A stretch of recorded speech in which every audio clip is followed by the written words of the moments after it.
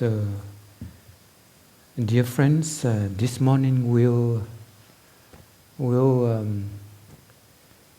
take the time to encounter the Buddha, to have the rendezvous, to meet the Buddha.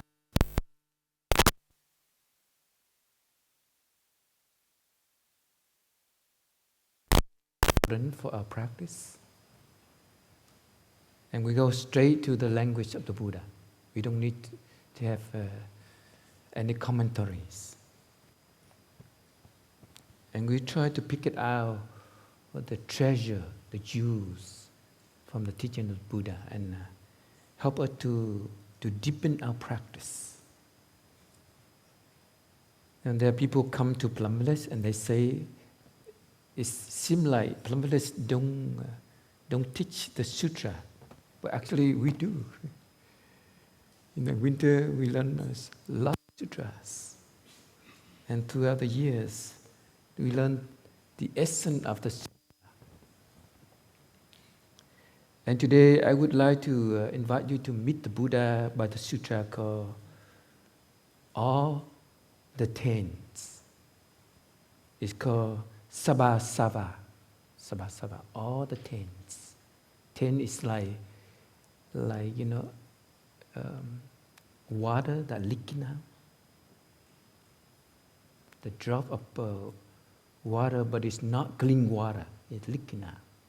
Taint is like that, like fermentation. It smells a little bit like fermented tofu. Smell a little bit, smell bad. So taint is like that. It dirty our mind and body. Sometimes it dirty our clothes, when something drop on our clothes. So sava is like that. Sava is low. It's leaking. It leak it out. The affliction, the negative energy, it leaking out.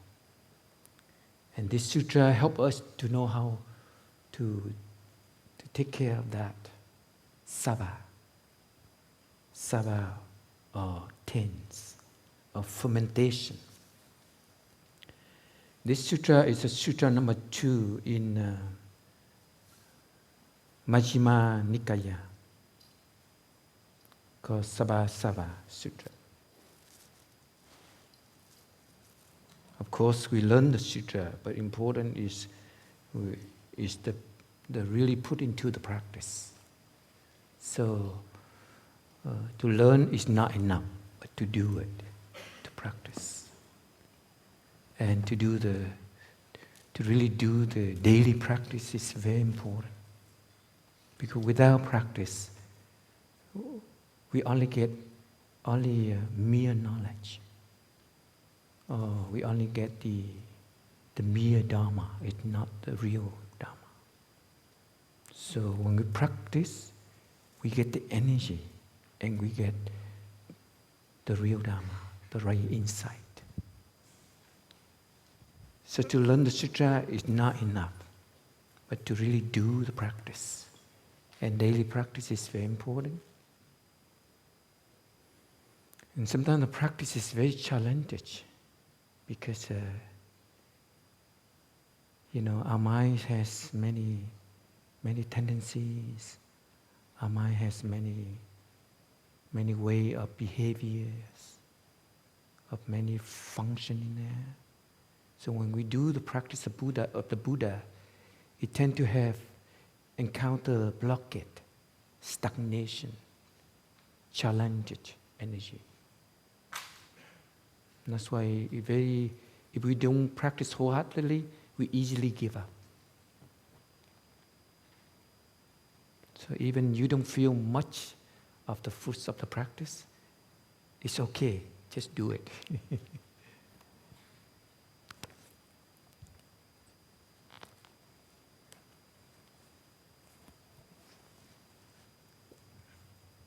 Sabha means all. Sava. This is the word called leak,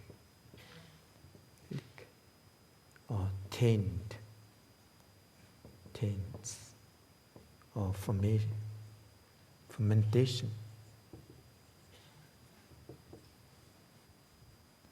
So it tainted, deep down in our soul, in our mind and our body.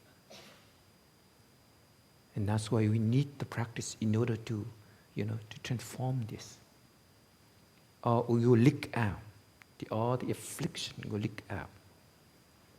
And affect the environment and also affect our own body and mind.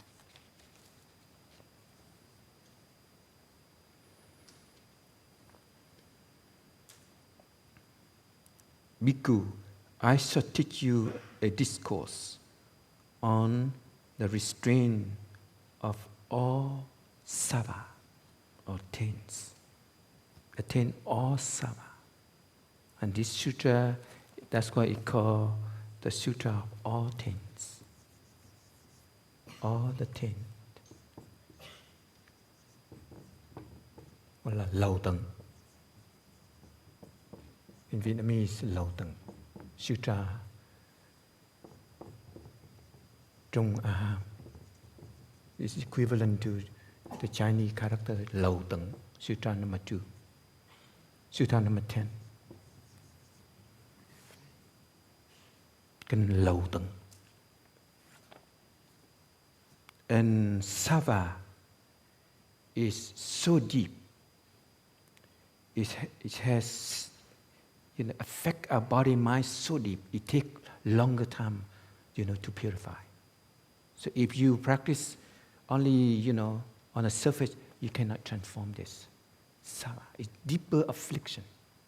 It's soaked into your clothes, in your body and your mind. And Bhikkhu, I say the destruction of taints is for the one who know and see. The one who know and see. Those who know and see can destroy this sava, the taints. And this is the spoken by the Buddha. If you don't know, you cannot recognize this. If you don't see, you cannot recognize this. This affliction is already soaked, permitted, long time in your body and your mind. So the first thing is to know and to see. So the Buddha say, the first way to destroy this sava, to end these taints, is to see and to know.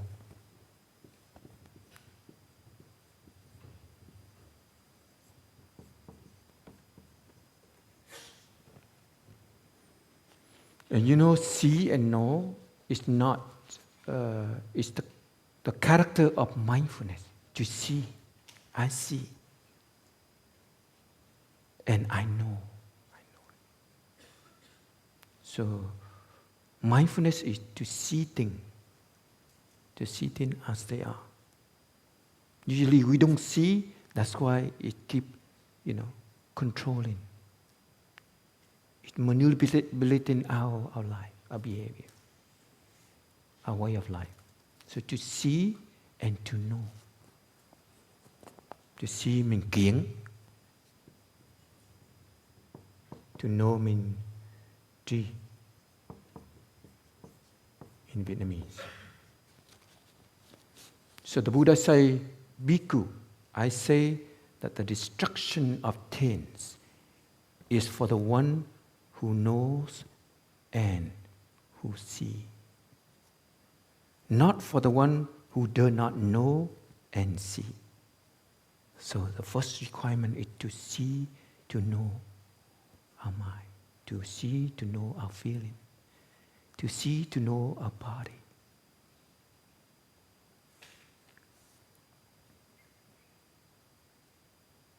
But to see, to know here, the Buddha say, what do you see? What do you know? When one attends unwisely, the unarising taint will arise. And the arising taints will increase. So if you see, you know, but you don't pay attention, wisely pay attention, then this taints also arise. And it's already arise, it grow, it's increase. So have to pay attention wisely. So the next step is to pay attention wisely.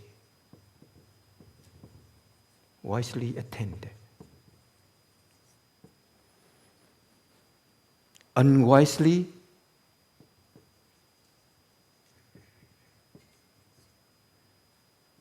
attended,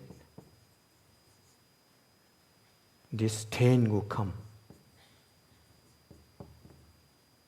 will arise, and increase. So this wisely attended, it called, Thai sometimes call appropriate attention. Appropriate pay attention. So two ways for us to see that if we see and know, it should be appropriate to see and to know, to pay attention. Because we pay attention, but actually it brings more affliction. It brings more information, image, sound that polluted our mind and our body. So pay attention, but wisely. And when it's wisely, all the taint will be destroyed. But unwisely, or not pay attention, not knowing, is also bring up taints, fermentation, affliction.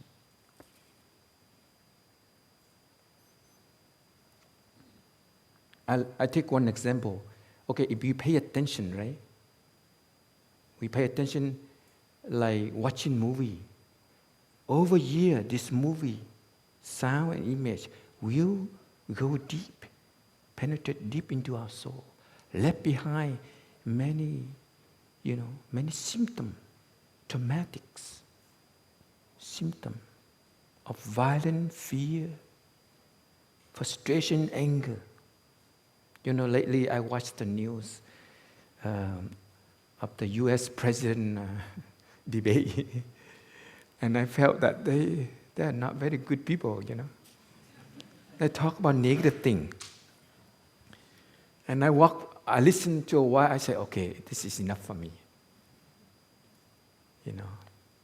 Because they water, they touch the seed of fear in me, anxiety, unhappy in me.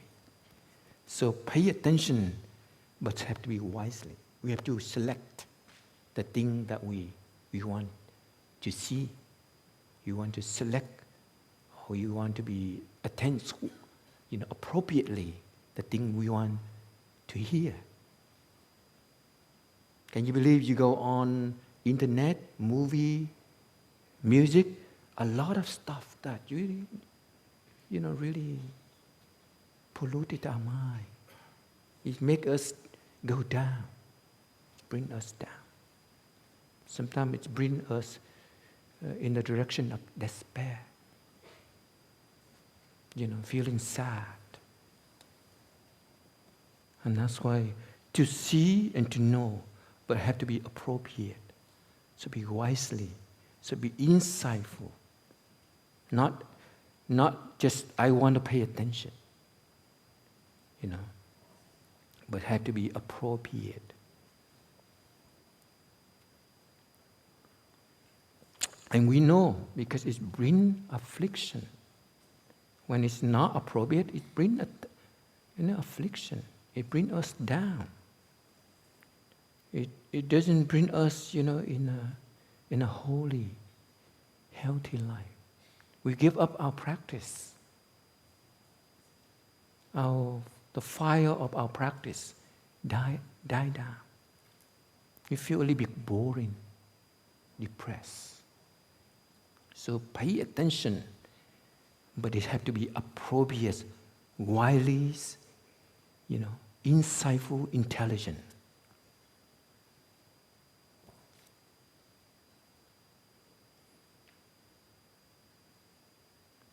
And the Buddha continued to say more. This is the first step, is to see and to know. But I would like to share with you 6 more ways, to end this Sava tense.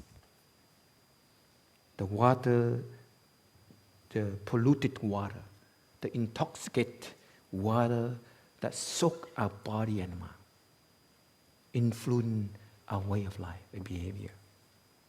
Sometimes we suffer, but we don't know why. But actually, we make it.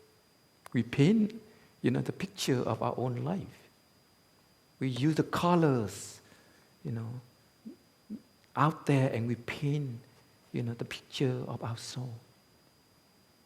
And we suffer, and we really don't know why. But actually, there is unattained.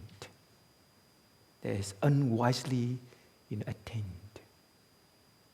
There is not intelligent way of consuming.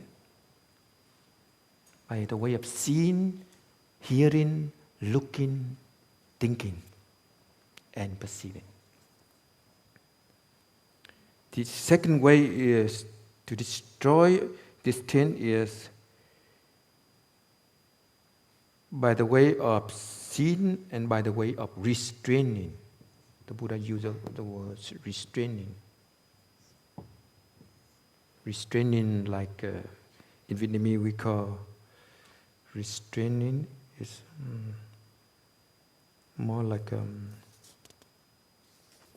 phòng hộ. Restraining.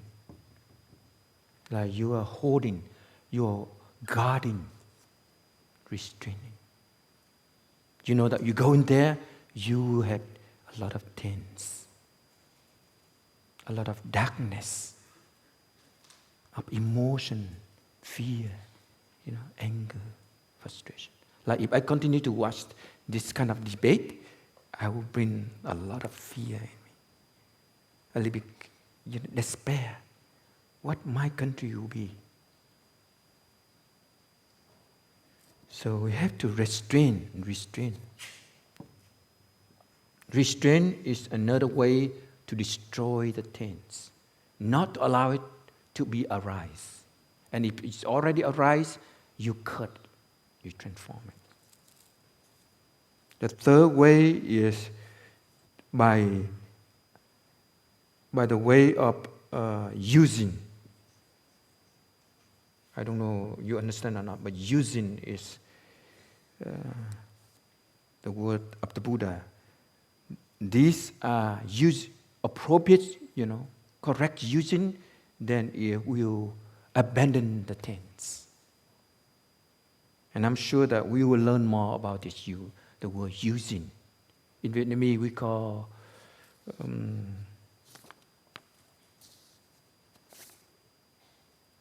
thọ dụng, using thọ dụng.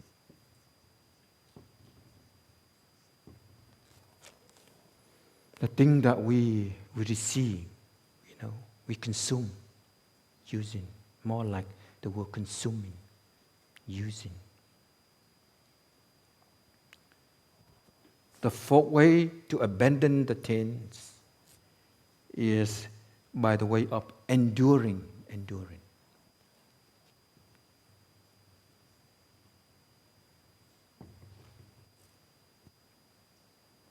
The fifth way to abandon the taints is by avoiding. So the Buddha actually wants us to sometimes avoiding things. We should not always, have in contact with the objects that, pollute our mind, intoxicate our mind, our body. So we need to be avoided. Like you are in the group, and they only talk about nonsense stuff, not practicing at all. You need to get up and go away. That's called avoiding. Because it's watering, It's, permitted into our soul.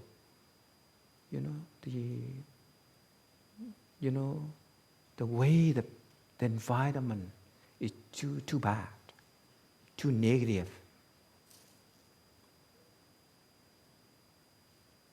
If you go to a place where a lot of fear, you live in there, you will have a lot of fear, for sure. If you go to a city, there's a lot of violence. If you don't avoid, you don't try to do something to protect yourself, you have a lot of violence also. Watching violent movie, you have it, sooner or later. So avoiding is very good practice. And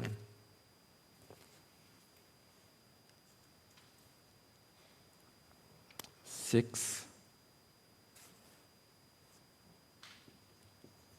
Buddha called removing.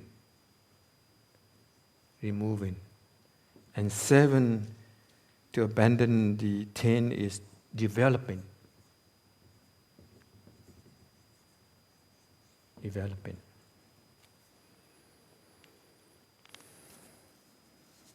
So this is 7 ways in order to abandon taints, to end, lohak, sava. 7 ways. First way is to see, to know. Second is to restrain. The third is to consume, to use appropriately. The fourth is to endure, enduring. The fifth is avoiding. Sixth is to remove. And the last is to develop. And we will stop here. We will go a little bit deeper into this. The Buddha wants us to stop in this. The first one.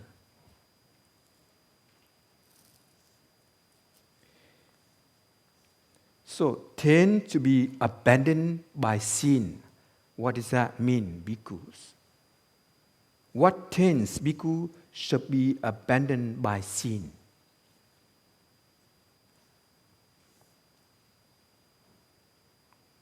What tends to be abandoned by sin?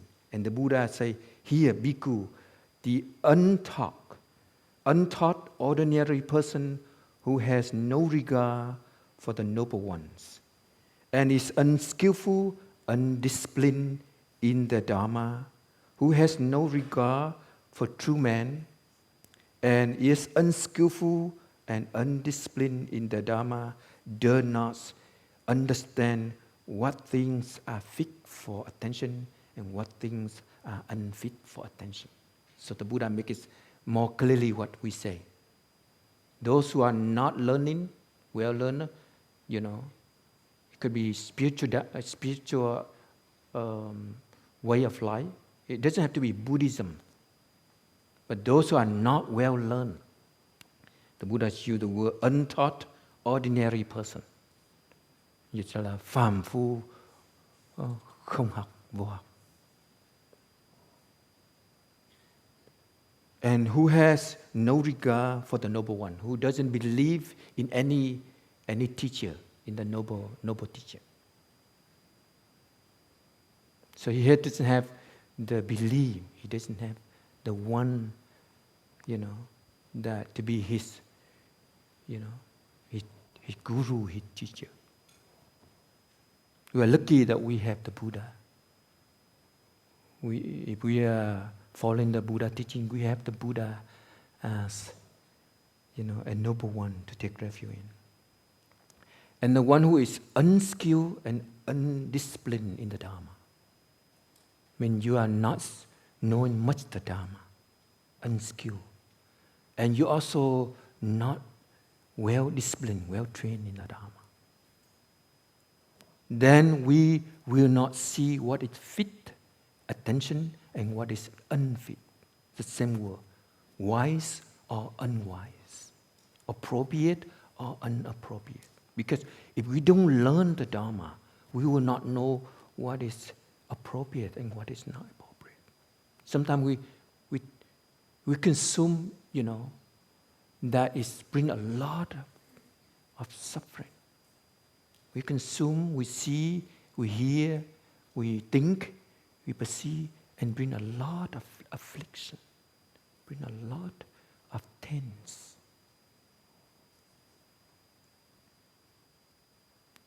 And the Buddha say, what are the thing unfit for attention that he attend to? So now the Buddha go even deeper. What are the things called unfit for attention? Inappropriate attention. They are things such that when he attend to them, the unarising taint of sensual desire arise in him.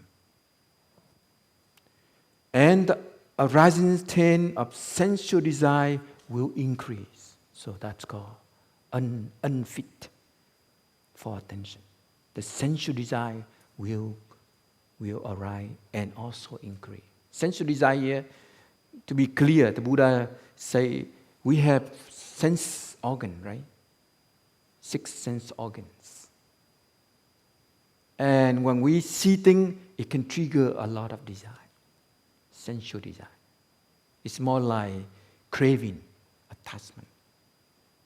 Not just by, sexuality. It could be many things. Sensual desire could be many things. You desire a laptop. It could be a desire. You desire money. It could be a desire. You desire beauty. It could be a desire, a sensual desire.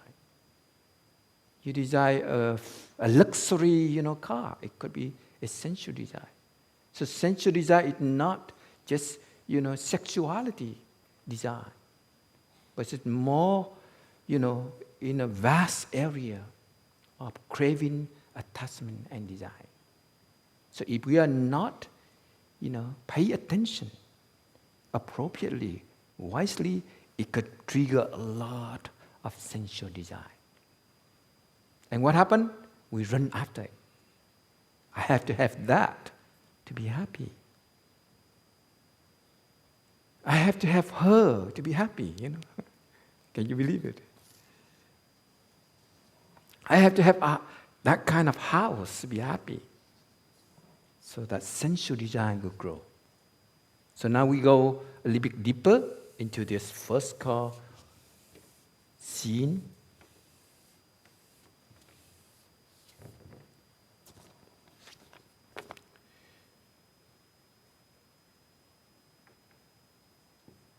This is called, the first one is called unfit. Unfit attention. Will bring what? Sensual desire.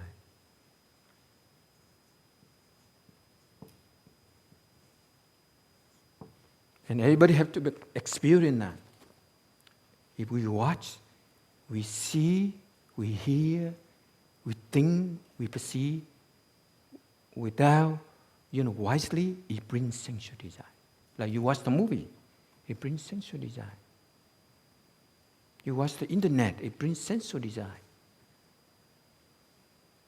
You read a book, it brings sensual desire. The second is, what are the things unfit for attention that he attend to? It will, when we pay too much attention unfitly, unwisely, it will bring what? It will bring being. The third one is being. This is very difficult word. Hữu lậu. This is dục lậu. In Vietnamese, it's easy to understand, but when you say being, it's a little bit difficult to understand. Hữu lậu. Hữu means you bring things to be. You run after things. Hữu means you want to have it. And that also, soak deeply into our body and our mind. And we continue to want more and more.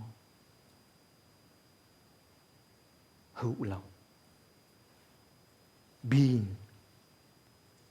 when it's unwise, unfit attention, the tendency of a human being is to grasp more, to bring more, to hold in more, looking for more. It's called hữu lậu.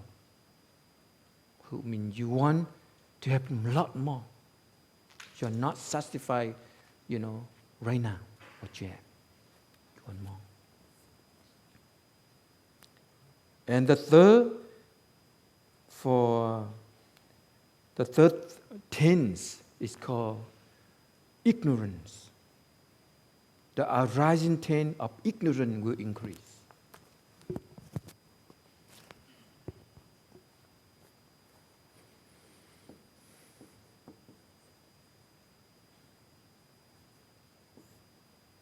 Vô minh lậu.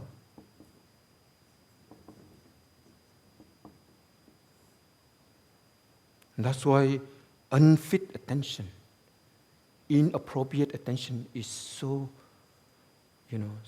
crucial that we need to train our mind.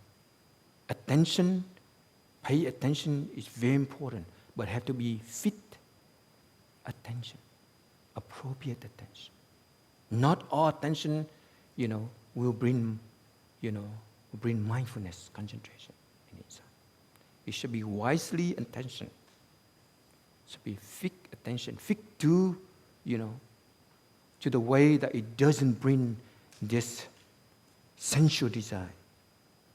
More, being more, I want more. And ignorance. Ignorance means you don't understand. Ignorance means the mind is dark. Can you believe if you watch, you bring into a lot of information, it makes our mind polluted. Try it. If you watch the movie, internet, thinking a lot, it will pollute our mind. And our mind is full of information, and it just darkens our mind. It's called ignorance. Ignorance means no light. Ignorance, avidya.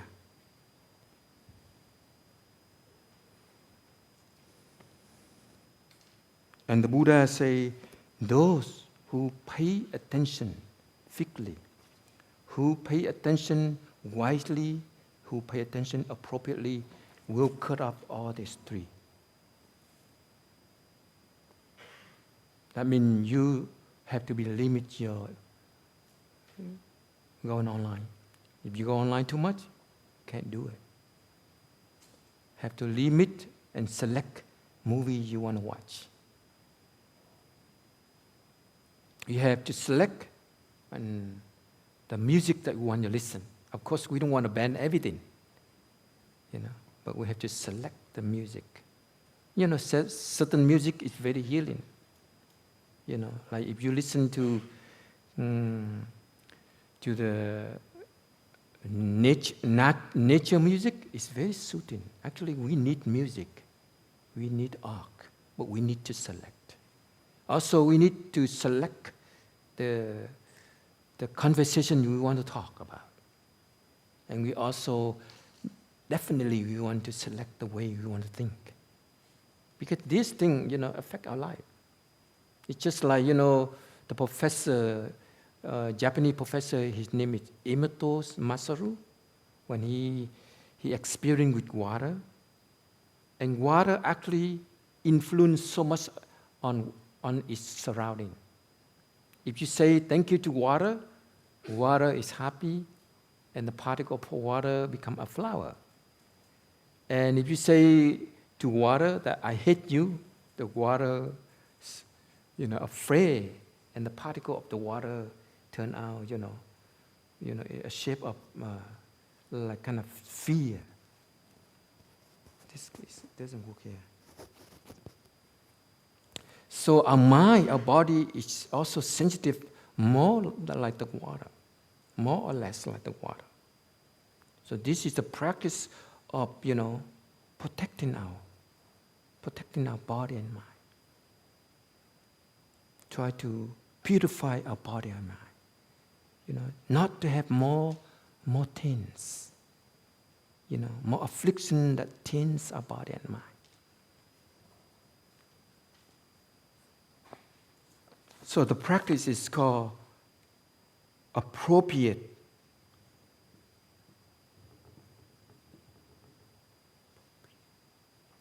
attention.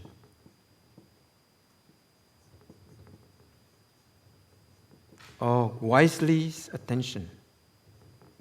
Or fit attention.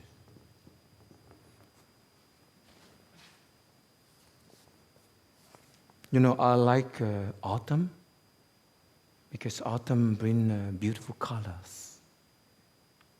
So I spend a lot of time walking outside during the time of autumn. Why? Because when I see the beauty of autumn, it actually it purifies my mind. It makes my mind feel good, feel light. I feel a kind of energy of, kind of soothing, calming, more like purifying, cleaning. I like to read, but I want to select books that I read that help to, encourage seed of practice, of loving kindness, of peace, of well-being. So each of us have to find the way, in our life to do this. To see, to know is important, but it have to be appropriate, wisely. Sometimes we see, we know, but we see things, make our life, so heavy, so depressed. Now we continue to go.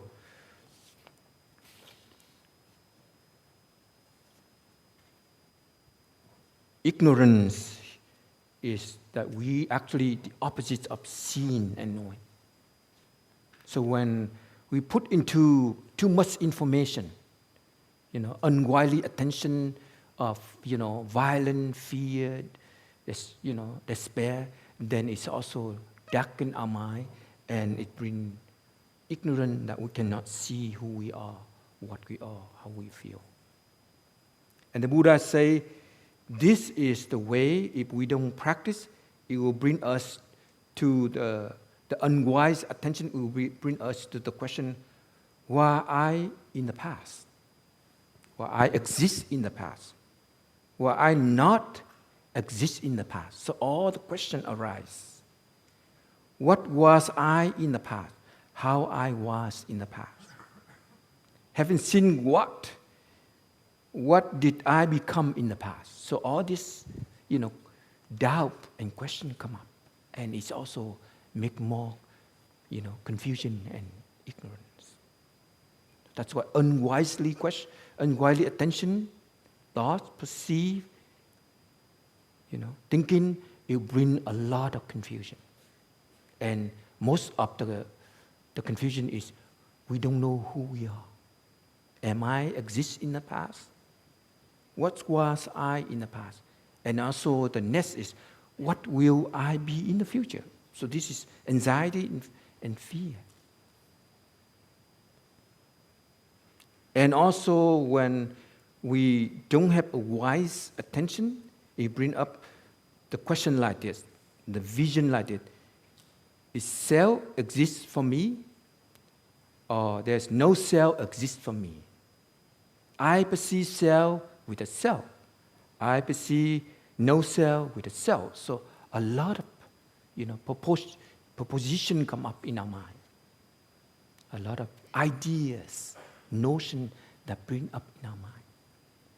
And because we have unfit attention, our mind is not appropriate attention. And now we come to the place where the Buddha say appropriate attention.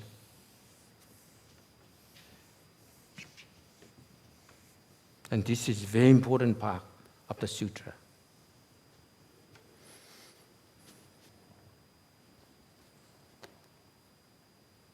It's called wisely attend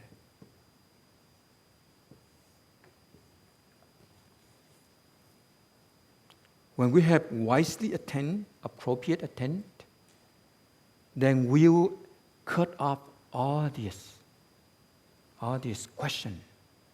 We illuminate, the outside world. We illuminate, the objects, the 6 objects outside that, keep,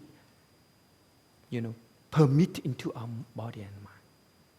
So we will abandon, we will destroy all the information like sounds, images, energy, wavelength that penetrate into our body. Nowadays, the practitioner, especially meditators, have a lot of problems in their life. Why? Because when the time the internet, become so sophisticated, high technology, and it's intrude into the monastery, internet. And when it's internet intrude in the monastery, it brings a lot of things. People begin to use internet. And on the internet, they have vastly of information. Image, sound, movie, new, that is unfit for a wise attention.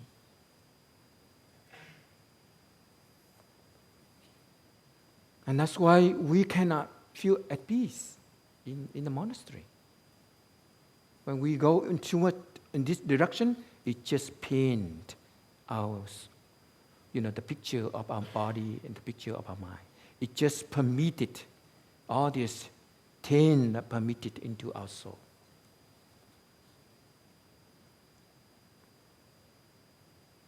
So appropriate attention, wisely attention, is the first teaching of the Buddha. Because the mind had the tendency to run after negative things.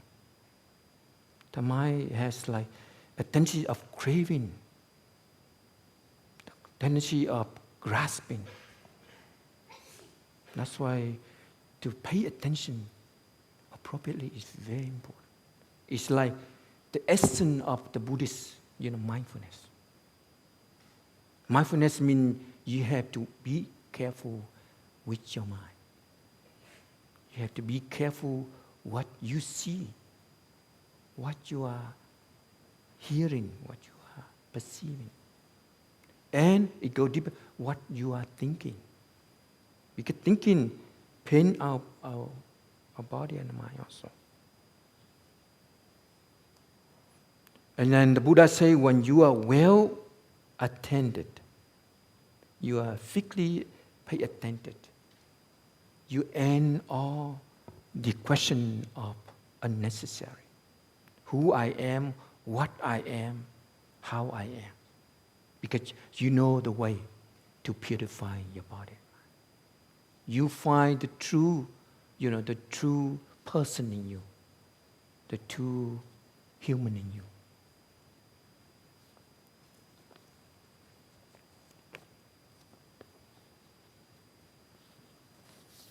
And I would like to go into the practice of the next step of abandoning the taint is to restrain. The second one is to restrain.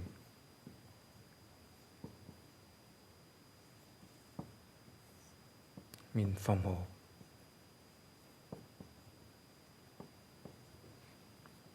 And the Buddha here say, you restrain your eye faculty. You strain your ear faculty. You strain your nose faculty. You restrain your tongue faculty. Sometimes our tongue, we need to restrain. Because our tongue like to eat. Like to search for eating. We keep thinking about eating all the time. And we have to find good food to eat. So restrain our tongue also. We like to find good drink to drink. And actually it brings a lot of suffering to our body. When we don't eat it appropriately, it brings unhealthy, pain and suffering, sickness to our body. So restraint is very important. A practitioner is the one who restrains, who take the mindfulness training precept to restrain our eyes. The way we see, it could bring a lot of suffering. The way we hear, it could bring a lot of polluted permit into our soul. So this is the only way that we be able to take care, of body and mind, to go in attention in the direction of liberation and freedom. Because nobody going to do that for you. No matter how much you practice, how many hours of meditation you are, but if you are not restrained, it doesn't work.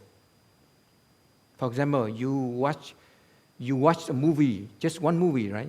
It's already ruined about 5 months practicing. It's true. Because it really affects strongly your body and mind. You practice 5 months to purify, right? Try to clean up all that mess, all that strong emotion, anxiety, and now you watch a very strong, violent, and they call action movie. You just put it back, and all the sins come back. The restraint is so important in the practice, especially in the monastic life. So work hard, but it should be restraining, practicing well, daily, but it should be go along with restraining. That's why the mindfulness training is very important. I like to go into the place called removing the removing practice.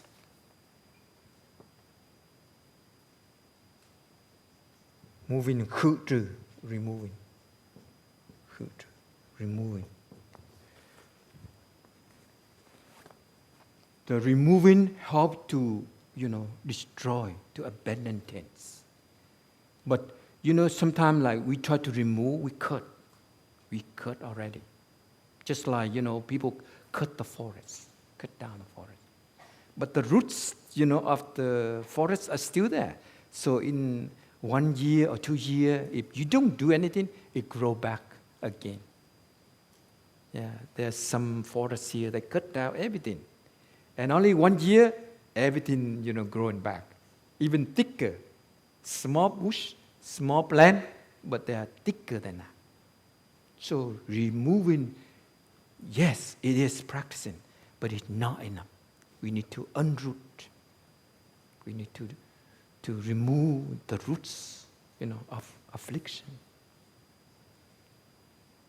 Like despair, fear, anger, desire, passion. We need to really uproot this thing, not just to cut through. At the beginning, not to nourishing it, but to cut off, the thoughts, the image, the sound of watering this affliction, but it's not enough. We need to uproot. And the roots are the seeds in our consciousness. And that's why we need to remove is not enough, but to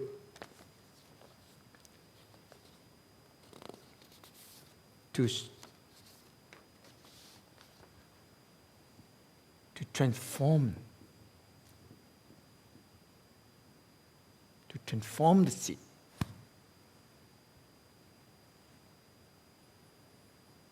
To transform the energy within us. To transform the pattern of our thought. If we keep doing the same thing, same pattern of thinking, we will not be able to transform the seed. So transform the pattern, of our thoughts. The Buddha say the action There are three kinds of action, but thinking is the strongest action, the foundation of all action. Thinking or the mind. Ý dẫn đầu. The thought, the way we think is the strongest action because it's influence our verbal and our way of life. So we need to transform the inside, the thoughts, the attention, the motivation.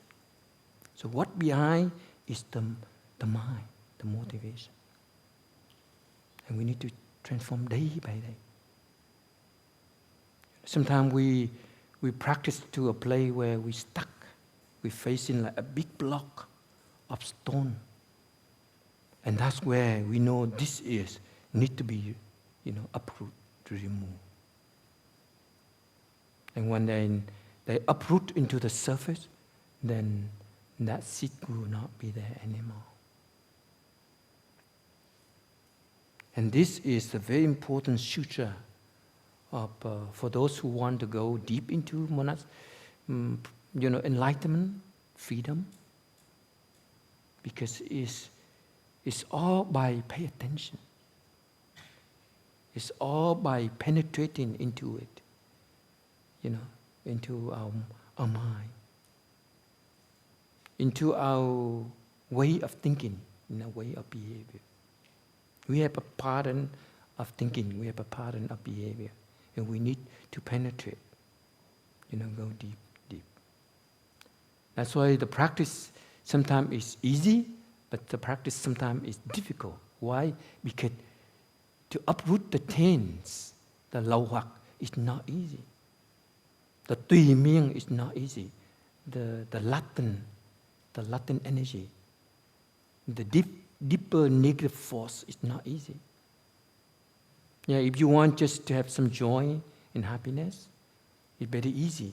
But if you want to uproot all this, this sava, this things, it takes some patience, some practice, a longer practice.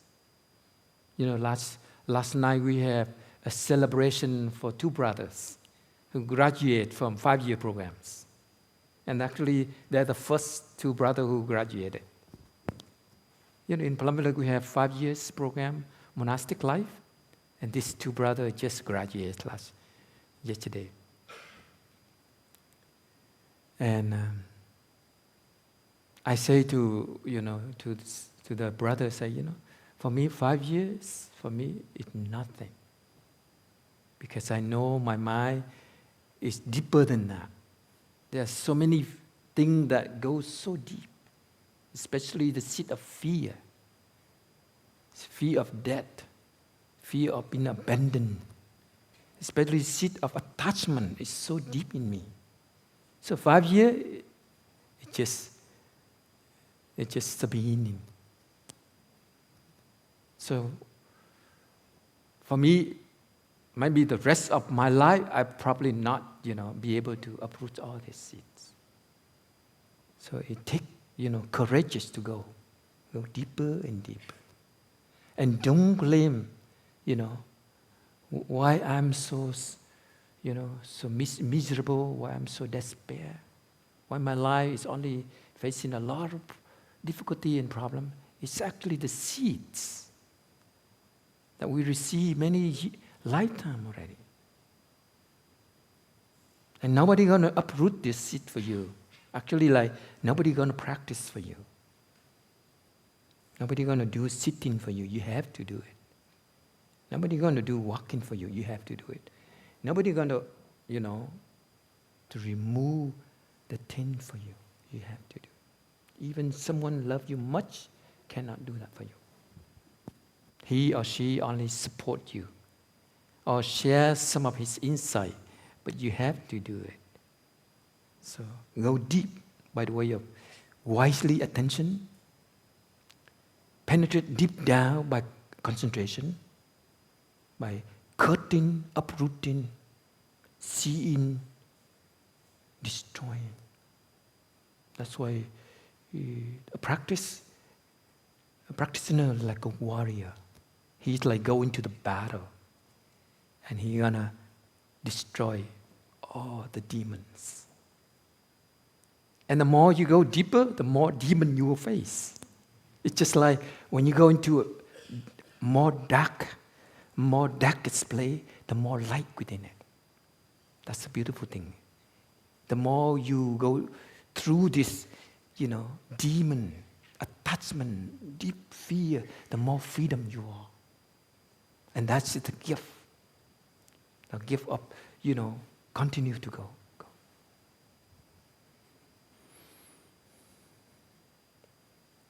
And one of the Buddha teachings said, you have to be, selecting, avoiding. You need to select and avoid. Select what? You need to select a way to pay attention. You need to select environment to live. And you need to avoid the negative environment.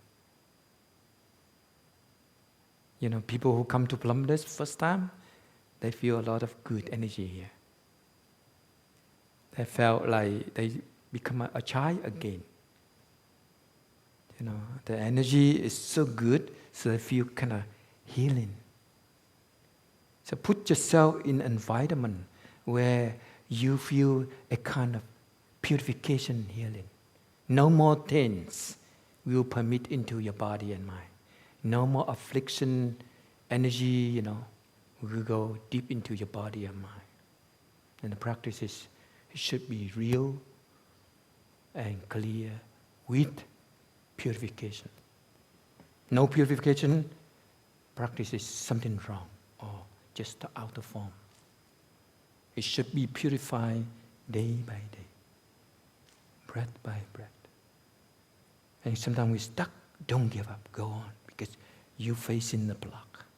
You face the big demon, and go on. Don't give up. So today is my talk, and I will go to South America on the 5th of October, and then after that I will go to Deer Park. And when I come back, I will move to Deer Park and practicing with the Sangha over there. So this is my opportunity, the last opportunity to be with you, and I wish everybody happy, in Plum. Thank you very much.